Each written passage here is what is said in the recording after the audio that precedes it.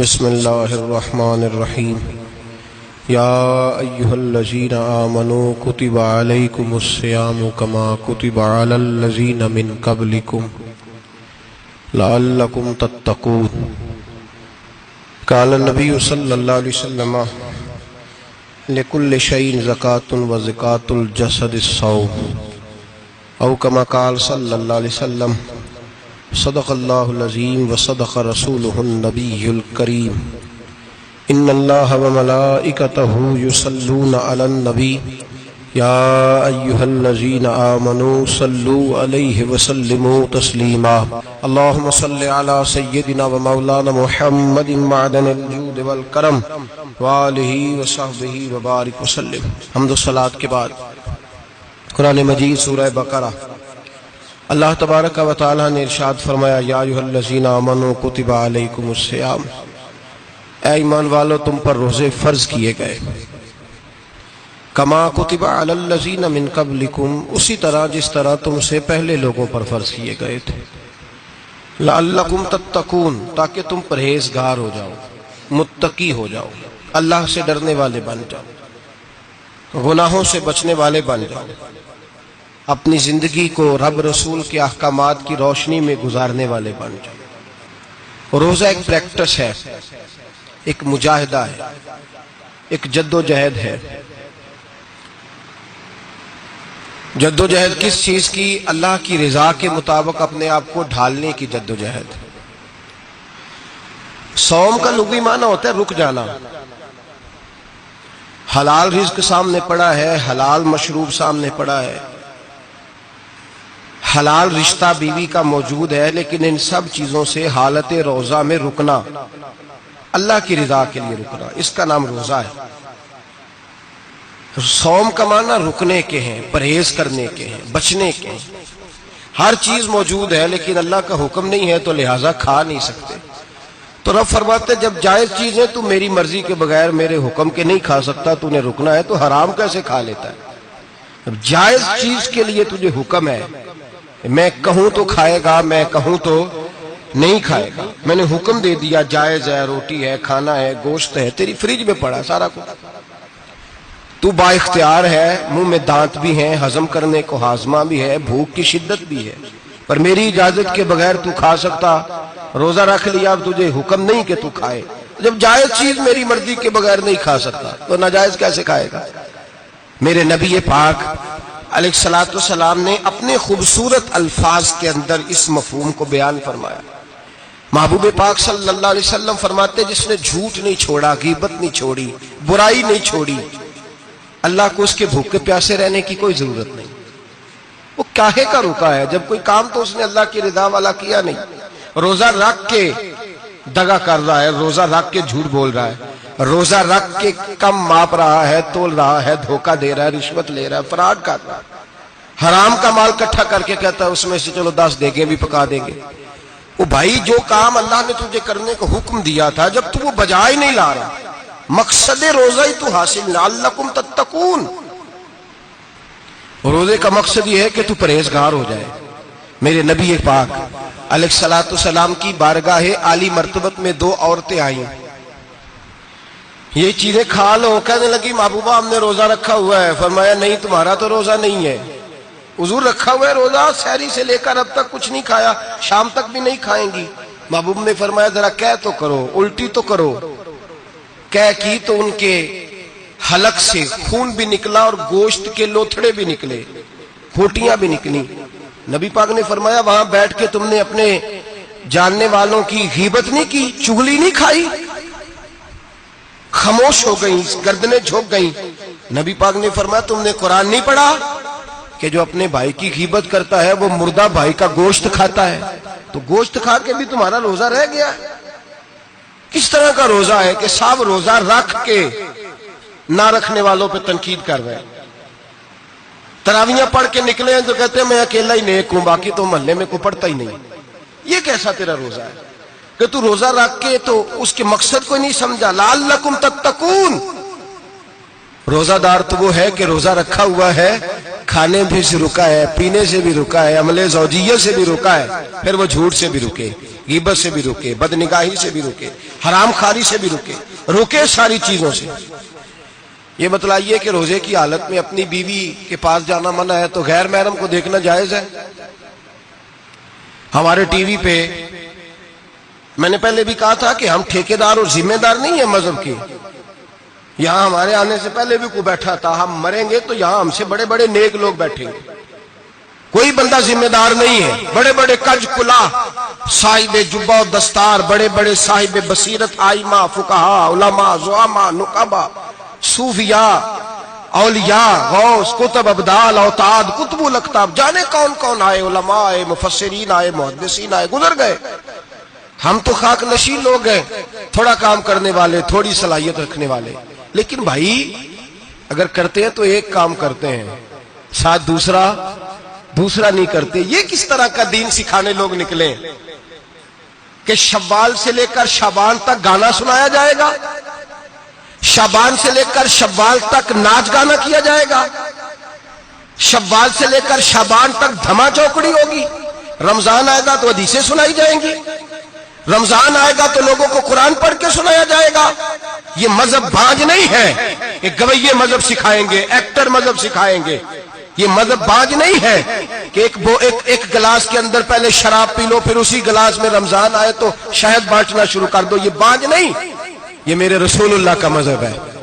اگر تمہیں شوق ہے دین سیکھنے سکھانے کا، یکم رمضان کو توبہ کرو اور کہو کہ ہم ٹی وی پہ بیٹھ کے حدیثیں سنائیں گے تو سارا سال سنائیں گے، اور جس زبان سے حدیث نکلے گی پھر اس سے کبھی گندا گانا نہیں نکلے گا، پھر کبھی ناچ گانا نہیں ہوگا۔ یہ کون سا مذہب ہے جو بیویاں سکھا رہی ہیں؟ یہ کون سا دین ہے جو عورتیں سکھا رہی ہیں؟ میرے رسول پاک صلی اللہ تعالی علیہ وآلہ وسلم کا وہ مذہب ہے کہ میرے اعلیٰ حضرت فاضل بریلوی رحمت اللہ علیہ نے فرمایا، مرد کے لیے جائز نہیں کہ وہ عورت کی زبان سے میلاد بھی سنے، نعت بھی سنے، مرد کے لیے جائز نہیں۔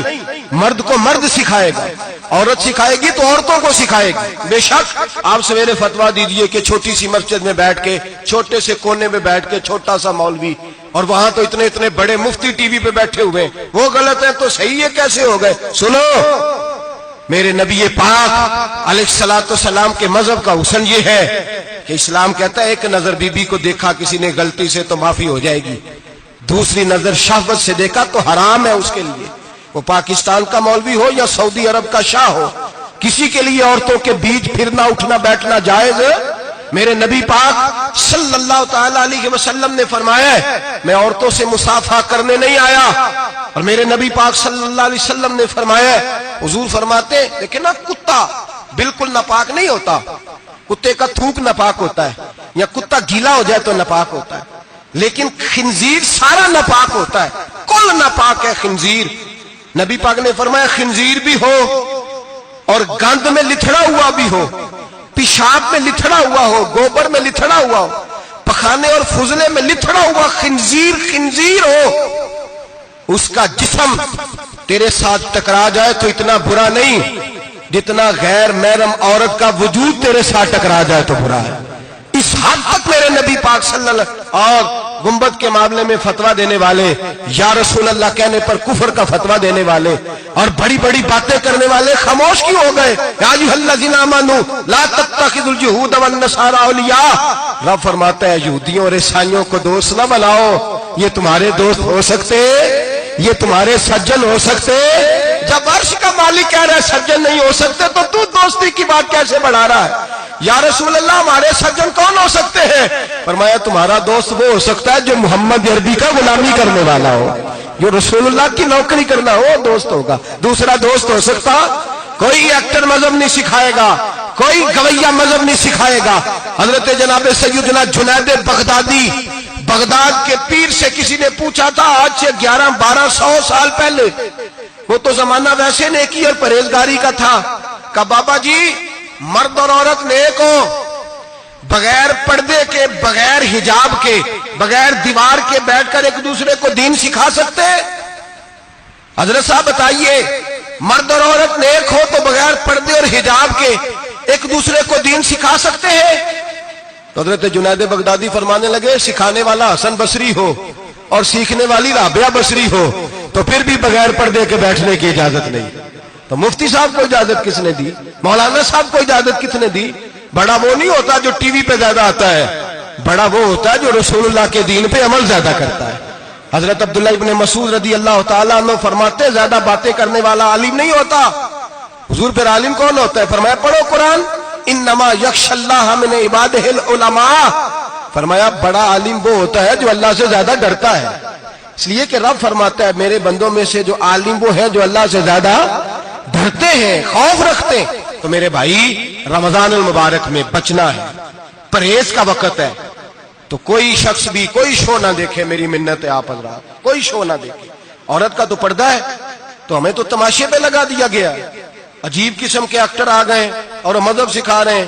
میری اپیل ہے آپ سے کہ سحری افطاری کے وقت ٹیلی ویژن بند رکھیں۔ کیا چیز کھول کے رکھیں؟ یا قرآن کھول کے رکھیں یا رسول اللہ کا فرمان کھول کے رکھیں۔ اللہ رسول کی طرف توجہ رکھیں، وہ سیکھنے سکھانے کا وقت ہے۔ چھوڑیں گویوں سے دین سیکھا جائے گا، آپ ہمیں کوئی شکوا نہیں، یہ پکی توبہ کریں، سویرے آئیں آ کے دین سکھائیں۔ اور میں ان سے بھی اپیل کروں گا کہ آؤ دین سکھاؤ۔ حضرت فضیل بن عیاض فرماتے ہیں میں ڈاکو تھا، کبھی کبھی چھپ چھپا کے جمعہ پڑھا کرتا تھا، پھر میں نے توبہ کی تو سچی توبہ کی، پھر میں نے توبہ کی تو رب کو راضی کرنے والی توبہ کی، پھر میں نے توبہ کی تو چھوڑی ہر شے، غریبوں کا لوٹا ہوا مال واپس کیا، جس کے پیسے نہ دے سکا اس کے گھر میں جا کے اس کی بھینسوں کو چارہ ڈالا، اس کے اونٹوں کی خدمت کی، میں نے قرضے چکائے۔ فرمایا میں سچی توبہ کر کے مسجد آیا، جس خطیب کے پیچھے میں جمعہ پڑھا کرتا تھا وہ میرے ہاتھ پہ بیعت کر کے مرید ہو گیا۔ اللہ تبارک و تعالیٰ نے اپنے بندوں کے دل میری طرف پھیر دیے، پھر تمہیں اس میں انعام دینے کی ضرورت نہیں پڑے گی، پھر تم کٹیا نشین بن کے بھی دین پھیلاؤ گے تو اللہ اس میں تاثیر پیدا فرما دے گا۔ تو روزے کا معنی رکنا ہے، روزے کا معنی بولیے، روزے کا معنی رکنا، کس سے؟ جھوٹ سے، غیبت سے، بدی سے، بدنگاہی، کھانے پینے۔ روزہ کس پہ فرض ہے؟ امیروں پہ کہ غریبوں پہ؟ جی کہنے نے میں تو کام ہی، میرا تو کام ہی محنت مزدوری والا، میں کیسے روزہ رکھوں؟ میں تو دیہڑی لگاتا ہوں تو روزہ کیسے رکھوں؟ میں نے نہیں کسی حدیث میں پڑھا کہ روزہ وہ رکھے جو دفتر میں بیٹھتا ہے۔ صحابہ کے زمانے میں تو دفتر ہوتے ہی نہیں تھے، کسی جگہ نہیں لکھا ہوا روزہ وہ رکھے گا جو اے سی میں بیٹھتا ہے، تب تو اے سی تھے ہی نہیں۔ حضرت ابوبکر صدیق رضی اللہ تعالیٰ عنہ سے لے کر جناب بلال تک سارے اپنے ہاتھ سے کام کرتے، سارے اپنے ہاتھ سے کام کرتے، سارے۔ حضرت عمر فاروق رضی اللہ تعالیٰ عنہ خلیفہ وقت ہونے کے باوجود مال غنیمت کے اونٹ چرنے جاتے تھے تو چراگاہ میں چھوڑنے میں جاتے تھے، لینے بھی آتے تھے واپس۔ سارے لوگ اپنے ہاتھوں سے مشقت والے کام کرتے، حضرت بلال مزدوری کرتے، سلمان فارسی مزدوری کرتے، مقداد مزدوری کرتے، صحابہ مزدوریاں کرتے، روزے رکھتے۔ اور رمضان کے جانے کا وقت ہوتا تو در رسول پہ کھڑے ہو کے عرض کرتے محبوبہ دل نہیں بھرا، دل کرتا ہے کبھی رب سارا سال ہی روزے عطا کرے، سارا سال رمضان دے تو ہم سارا سال روزے رکھنے کو تیار ہیں۔ جذبہ تھا، طاقت تھی، ہمت تھی۔ آج نوجوان لڑکا ہے کہتا ہے مجھ سے بھوک برداشت نہیں ہوتی۔ میرے بھائی رب بیماری لا دینا، اللہ سے دعا مانگے اللہ شفائیں عطا فرمائے، اور دعا کریں اللہ آزمائش سے محفوظ فرمائے۔ آپ یقین کریں میں نے لوگوں کو دیکھا ہے حلق سے قطرہ نہیں اترتا، خوراک کی نالی لگی ہوئی ہے، اعلیٰ غذائیں پکی ہوئی پڑی ہیں، عرش کا مالک کہتا ہے میں تیرے حلق سے گزرنے نہیں دوں گا، قانون بن گیا۔ میں نے دیکھا ہے ڈرپ پہ لوگ زندہ ہے، بوتل لگی ہوئی ہے گلوکوز کی، گزارا چل رہا، اعلیٰ غذائیں پڑی ہیں، لاکھوں روپیہ تجوری میں پڑا ہے۔ مالک کہتا ہے تو نہیں کھا سکتا تو وہ کھانے نہیں دیتا، نہیں کھانے دیتا۔ ایک شخص یورپ کے علاقے کا، میں کسی کالم نویس کا پڑھ رہا تھا، وہ کہتا میری خربوں میں جائیداد ہے لیکن میرے معدے میں ایسی تکلیف ہے کہ میں آٹے کو چھان کر جو اوپر سے بورا نکلتا ہے صرف وہ کھا سکتا ہوں، اس کے علاوہ میں کائنات کی کوئی نعمت کھا نہیں سکتا۔ اور میرے بھائی وہ جب چاہے تو بڑے بڑے کھانے کھانے سے تجھے روک دے، تیرے دانت چبانے کے قابل نہ رہے، زبان نگلنے کے قابل نہ رہے، معدہ تیرا ہضم کرنے کے قابل نہ رہے، وہ جب چاہے تو جو مرضی کر لے۔ وہ کہتا چل تو میری مرضی پہ چلنا، ایک مہینہ میرے کہنے پہ نہ کھا، ایک مہینہ میرے کہنے پہ نہ کھا تو یا اللہ تو کیا کرے گا؟ فرمایا صوم تصحو، میرے نبی پاک نے فرمایا تم روزے رکھو اللہ تمہیں صحت عطا فرما دے گا، اللہ تندرستیاں دے دے گا، شفائیں دے دے گا۔ تم روزے رکھو اللہ تمہیں، سبحان اللہ، اللہ تمہیں، اللہ طاقت دیتا ہے، ہمت دیتا ہے، اللہ ہمت دیتا ہے۔ میں نے دیکھا ہے، میں نے بزرگوں کو دیکھا ہے، ضعیف لوگوں کو دیکھا ہے، کمزور لوگوں کو دیکھا ہے، میں نے دیکھا ہے روزے رکھتے ہوئے، مزدوروں کو دیکھا ہے روزے رکھتے ہوئے۔ میں اپنے ابا جی کو کہتا ابا جی اتنی سخت گرمی اور مزدوری آپ کرتے اور مزدوری کے عالم میں روزہ رکھتے، تو کہتے پتر روزہ کی آندا ہے، روزہ کدوں کو جاندا ہے، روزہ اپنی جگہ تے وے مزدوری اپنی جگہ ہوتے۔ اور کئی دفعہ مینوں فرمان لگے، مینوں یار سمجھ کوئی نہیں لگدی، پتہ نہیں روزے چ اللہ طاقت کتھوں دے چھڑدا ہے، اتنی زیادہ کام بھی زیادہ کریدا ہے تے روزہ بھی بھائی صوم التسخو میرے مصطفیٰ نے فرمایا تو روزہ رکھ، اللہ تجھے صحت عطا فرما دے گا۔ رب تعالیٰ تجھے، یہاں ہوٹل کھلے ہوئے ہیں، یہاں عجیب حالات ہیں، ہوٹل کھلے ہوئے ہیں، لوگ بہانے ڈھونڈتے پھرتے ہیں، کہتے ہیں کٹ لگ گیا تھا، ذرا تھوڑا سا خون نکل آیا، سنی پلاس لگائی ہے تو روزہ نہیں رکھا، یہ ذرا مجھے تھوڑی دقت ہو گیا تو میں نے روزہ نہیں رکھا، کھانسی لگ گئی ہے تو روزہ نہیں رکھا۔ او خدا کے بندے، روزہ تو نعمت ہے، اور سبحان اللہ میرے نبی پاک نے فرمایا لکل شیء زکات و زکات الجسد الصوم، فرمایا ہر شے کی زکات ہوتی ہے، وجود کی زکات روزہ ہے، روزے رکھو جسم کی زکات نکل جائے گی۔ فاقہ کرنا بھی میرے نبی پاک کی سنت ہے، مسواک کرنا بھی سنت ہے، اور فاقہ کرنا بھی، مسواک والی سنت زیادہ اپناتے ہیں لوگ، فاقہ کرنا بھی نبی پاک کی سنت ہے۔ ایک صاحب مجھے کہنے لگے جناب بیٹھ کے کھانا حضور کی سنت ہے، میں نے کہا کبھی کبھی نہ کھانا بھی نبی پاک کی سنت ہے، نہ کھانا بھی حضور کی سنت ہے۔ اور ہمارے فقہاء نے لکھا ہے جو روٹی زیادہ کھاتا ہے اس میں دو باتیں پیدا ہو جاتی ہیں، کیا کیا؟ ایک بولتا زیادہ ہے، دوسرا سوتا زیادہ ہے، غافل ہو جاتا ہے۔ فقہ اور حکیم اطباء ڈاکٹر کہتے ہیں کہ پیٹ خالی رہے نا جس آدمی کا، اس کا حافظہ مضبوط ہوتا ہے، اس کے ذہن کی گرہ کھلتی ہے، زیادہ کھانے سے تو خماری چڑھتی ہے، دماغ ڈھونڈتے پھرنا روٹی کدھر سے آج اچھی ہے، گھر میں نہیں پکی تو ہوٹل چلے جانا، کھانے کے سوا اور کام ہی کوئی نہیں۔ اور صاحب میرے نبی پاک علیہ السلام نے فرمایا کافر 7 آنتوں سے کھاتا ہے، 7 آنتوں سے، اور فرمایا میرا مومن 1 آنت سے کھاتا ہے، اس کے وجود میں کھانے والی 1 آنت ہے، کافر 7 آنتوں سے کھاتا ہے۔ فاقہ کشی سے نورانیت پیدا ہوتا ہے، کم کھانا۔ لیکن نبی پاک صلی اللہ علیہ وسلم نے اللہ سے فاقہ مانگ کے لیا ہے، یا اللہ 1 وقت روٹی دے، 1 وقت کا فاقہ دے، مانگ کے لیا ہے نبی پاک نے، مانگ کے۔ حضرت ابو ہریرہ رضی اللہ تعالیٰ عنہ فرماتے ہیں بھوک زیادہ لگتی تھی نا جب مجھے، تو میں حضرت عمر سے، ابو بکر سے، عثمان، مولا علی سے کوئی مسئلہ پوچھ لیتا تھا، اور جب میں مسئلہ پوچھتا تھا تو وہ مجھے روٹی کھلا دیتے تھے، جب میں ان سے مسئلہ پوچھتا تو وہ مجھے، حضرت ابو ہریرہ فرماتے ہیں مجھے بھوک لگی، میں حضرت عمر کے پاس گیا، ان سے مسئلہ پوچھا، ان کا رواج تھا جب میں مسئلہ پوچھتا تو پہلے روٹی کھلاتے۔ ہمارے بزرگ یہ فرماتے ہیں کہ کھانے کھلا کے دین پڑھاؤ، صرف تمہارا کتب خانہ نہیں کھلا ہونا چاہیے، تمہارا دسترخوان بھی کھلا ہونا چاہیے۔ کسی نے نبی پاک صلی اللہ علیہ وسلم سے پوچھا تھا بہترین مسلمان کون ہے؟ حضور نے فرمایا جو سلام لینے میں پہل کرے اور روٹی زیادہ کھلائے، جو روٹی ہر وقت فکر کرے یار تو روٹی کھا لے، روٹی کھانے کی طرف توجہ دلائے۔ کھلانا سنت ہے، زیادہ کھانا اس میں بھی فرق رکھے۔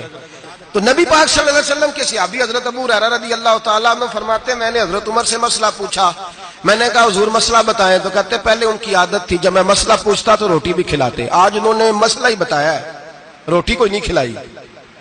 تو مجھے کہنے لگے ابو ہریرہ تو سوچتا ہوگا روٹی نہیں اس نے پوچھی، تو نے کب سے کھانا نہیں کھایا؟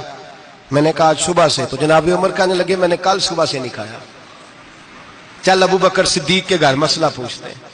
کہتے ہیں جناب صدیق اکبر کے دروازے پہ گئے، جا کر کے ان سے مسئلہ پوچھا، ان کی بھی عادت تھی جب کوئی مسئلہ پوچھنے جاتے تو دسترخوان بچھا لیتے، کہتے آؤ روٹی بھی کھلاتا ہوں مسئلے بھی بتاتا ہوں۔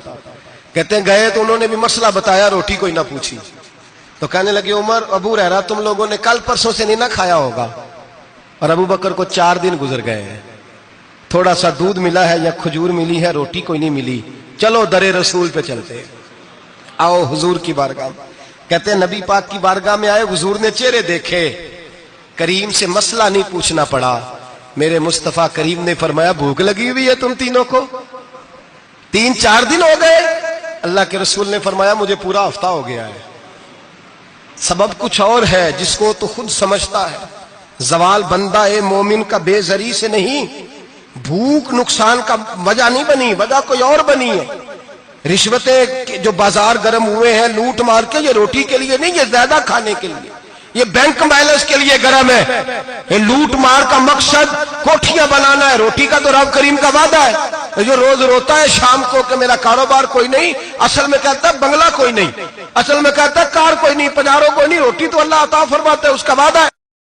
فرمایا حضور نے 3 دن بیت گئے، چلو میرا بے تکلف صحابی ہے ابو الحسن انصاری، وہ بڑے نصیب والے ہوتے ہیں جن کو میرے نبی پاک خود کہتے تھے کہ تیری فلانی